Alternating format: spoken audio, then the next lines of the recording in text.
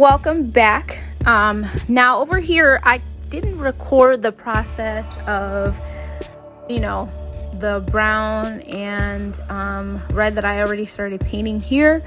But right now, I'm just kind of showing that ignore the icky brown, crap on the bottom of the sculpture, by the way. That is just a base color. It is not going to look like that at all. Usually the development of art projects kind of looks really ugly and gross in the beginning and middle stages anyway, and then once it starts getting closer to the finish, then it actually looks like something that you would want. But in the in-between process, it's a big no-no. Sometimes too, when I'm doing things for clients, I sometimes don't show them the progress of the piece because then they get scared. For the ones that don't understand art anyway. The ones that do, they're fine, but the ones that don't, they're like, is that what it's gonna look like? No, it's gonna look much better, I promise.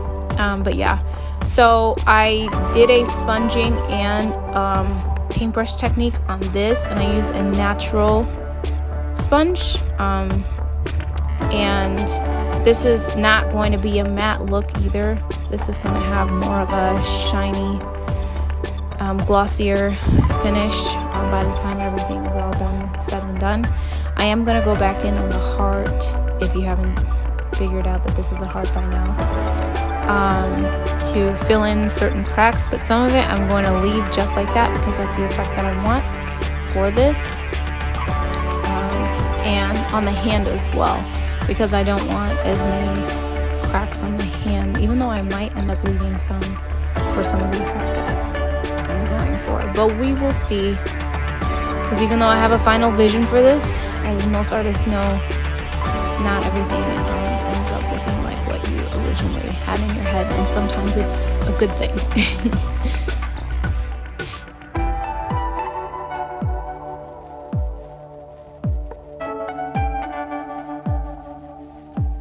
Here, I'm just painting in some vein details. Not too realistic, but just a little bit. Now, this is also a base color that I'm putting on the hand. It is not going to be this white, but this is just a base color.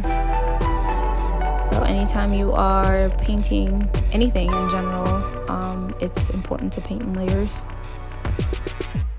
That way, especially if it's something 3D.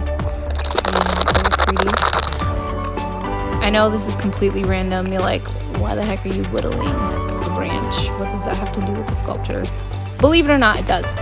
But that'll be shown later. And the more finished work, what this piece is going to, or how this piece is going to be incorporated into the final project. I think my husband was kind of thrown off too when he saw me whittling the stick. He was like, what the heck is that? And then here's another layer of color that I'm putting on here. The sponging technique is super nice when you don't have an airbrush to kind of get that nice blending going, but I do eventually plan on getting one. Until next time, bye.